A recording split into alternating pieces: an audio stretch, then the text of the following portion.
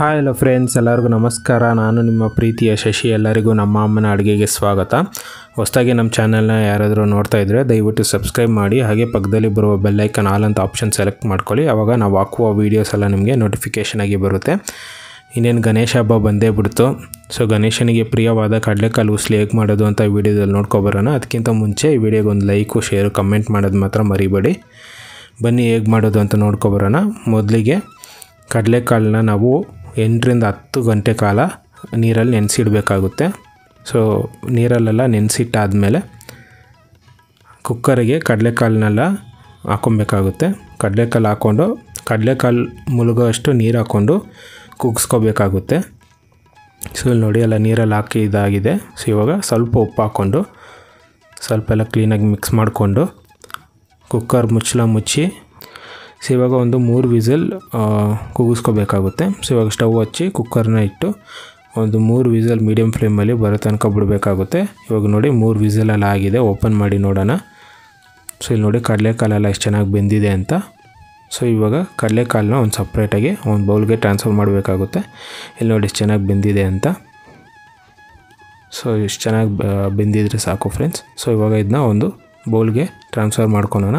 So transfer ಎಲ್ಲ ಮಾಡ್ಕೊಂಡಿದ್ದಾದಮೇಲೆ ಒಂದು ಚಿಕ್ಕ ಜಾರಿಗೆ ಅರ್ಧ ಕಪ್ಪು ತುರಿದಿರೋ ತೆಂಗಿನಕಾಯಿ ಹಾಕೋಬೇಕಾಗುತ್ತೆ. ಆಮೇಲೆ 2 ಹಸಿಮೆಣ್ಸಿನ್ಕಾಯಿನ ಹಾಕ್ಕೊಬೇಕು. ಇವಾಗ 1 ಟೇಬಲ್ ಸ್ಪೂನ್ ಕೊತ್ತಂಬರಿ ಸೊಪ್ಪನ್ನ ಹಾಕ್ಕೊಬೇಕಾಗುತ್ತೆ. ಕೊತ್ತಂಬರಿ ಸೊಪ್ಪೆಲ್ಲ ಹಾಕ್ಕೊಂಡಿದ್ದಾದಮೇಲೆ ಅರ್ಧ ಇಂಚು ಶುಂಠಿನ ಚಿಕ್ಕ ಚಿಕ್ಕದಾಗಿ ಕಟ್ ಮಾಡಿ ಹಾಕ್ಕೊತಾ ಇದ್ದೀವಿ. ಎಲ್ಲ ಹಾಕ್ಕೊಂಡು ಮಿಕ್ಸಿಯಲ್ಲೇ ರುಬ್ಕೊಂಬರೋಣ ಫ್ರೆಂಡ್ಸ್. ಸೊ ಇಲ್ಲಿ ನೋಡಿ ಚೆನ್ನಾಗೆಲ್ಲ ರುಬ್ಕೊಂಬಂದಾಗಿದೆ. ಸೊ ಈ ರೀತಿ ರುಬ್ಕೊಂಬರಬೇಕಾಗುತ್ತೆ. ಸೊ ಇಲ್ಲಿ ನೋಡಿ ಎಷ್ಟು ಚೆನ್ನಾಗಿ ರುಬ್ಬಿದೆ ಅಂತ. ಇವಾಗ ಸ್ಟವ್ ಹಚ್ಚಿ ಒಂದು ಕಡಾಯಿನ ಇಟ್ಕೊಂಡಿದ್ದೀವಿ. ಕಡಾಯಿಗೆ 1 ರಿಂದ 2 ಟೇಬಲ್ ಸ್ಪೂನ್ ಎಣ್ಣೆ ಹಾಕ್ಕೊಂಡು ಎಣ್ಣೆ ಎಲ್ಲ ಬಿಸಿ ಆದಮೇಲೆ ಅದಕ್ಕೆ 1/4 ಟೀ ಸ್ಪೂನ್ ಸಾಸಿವೆನ ಹಾಕ್ಕೊತಾ ಇದ್ದೀವಿ. ಸಾಸಿವೆ ಎಲ್ಲ ಚಟ್ಪಟ ಅಂದಿದ್ಮೇಲೆ 2 ಹಸಿಮೆಣ್ಸಿನ್ಕಾಯಿನ ಚಿಕ್ಕ ಚಿಕ್ಕದಾಗಿ ಕಟ್ ಮಾಡಿ ಹಾಕ್ಕೊತಾ ಇದ್ದೀವಿ. ಹಾಗೆ 1 ಟೇಬಲ್ ಸ್ಪೂನ್ ಕರ್ಬೇವಿನ ಸೊಪ್ಪನ್ನ ಹಾಕ್ಕೊತಾ ಇದ್ದೀವಿ. ಸೊ ಎಲ್ಲ ಹಾಕ್ಕೊಂಡು ಚೆನ್ನಾಗಿ ಫ್ರೈ ಮಾಡ್ಕೊಬೇಕು ಫ್ರೆಂಡ್ಸ್. ಸೊ ಇಲ್ಲಿ ನೋಡಿ, ಸೊ ಇದಕ್ಕೆ ಬೇಕಾದ್ರೆ ನೀವು ಕಡಲೆಬೇಳೆ, ಉದ್ದಿನಬೇಳೆ ಇಲ್ಲಾಂದರೆ ಒಣಮೆಣಸಿನ್ಕಾಯಿನೂ ಹಾಕ್ಕೊಂಡು ಚೆನ್ನಾಗಿ ಫ್ರೈ ಮಾಡ್ಕೋಬೋದು. ಇವಾಗ ಹಿಂಗು ಚಿಟಿಕೆ ಆಗೋಷ್ಟು ಹಾಕ್ಕೊಂಡು ಚೆನ್ನಾಗಿ ಫ್ರೈ ಮಾಡ್ಕೊಬೇಕು. ಸೊ ಎಲ್ಲ ಹಾಕ್ಕೊಂಡು ಫ್ರೈ ಮಾಡ್ಕೊಂಡಿದ್ದಾದಮೇಲೆ ನಾವು ಆವಾಗಲೇ ಬೇಯಿಸ್ಕೊಂಡಿದ್ವಲ್ಲ ಕಡಲೆಕಾಳು, ಅದನ್ನ ಹಾಕ್ಕೊಂಡು ಚೆನ್ನಾಗಿ ಮಿಕ್ಸ್ ಮಾಡ್ಕೊಬೇಕು ಫ್ರೆಂಡ್ಸ್. ಸೊ ಎಲ್ಲ ಚೆನ್ನಾಗೆಲ್ಲ ಮಿಕ್ಸ್ ಮಾಡ್ಕೊಂಡಿದ್ದಾದಮೇಲೆ 1/4 ಟೀ ಸ್ಪೂನ್ ಅರಿಶಿನ ಪುಡಿ ಹಾಕ್ಕೊಬೇಕಾಗುತ್ತೆ. ಸ್ವಲ್ಪ ರುಚಿಗೆ ತಕ್ಕಷ್ಟು ಉಪ್ಪು ಹಾಕ್ಕೊಂಡು ಸೊ ಆವಾಗಲೇ ರುಬ್ಕೊಬಂದಿದ್ವಲ್ಲ ಮಿಶ್ರಣ ಕೂಡ ಇಲ್ಲಿ ಹಾಕ್ಕೊಂಡು ಚೆನ್ನಾಗಿ ಮಿಕ್ಸ್ ಮಾಡಿಕೊಂಡು ಫ್ರೈ ಮಾಡ್ಕೊಬೇಕಾಗುತ್ತೆ.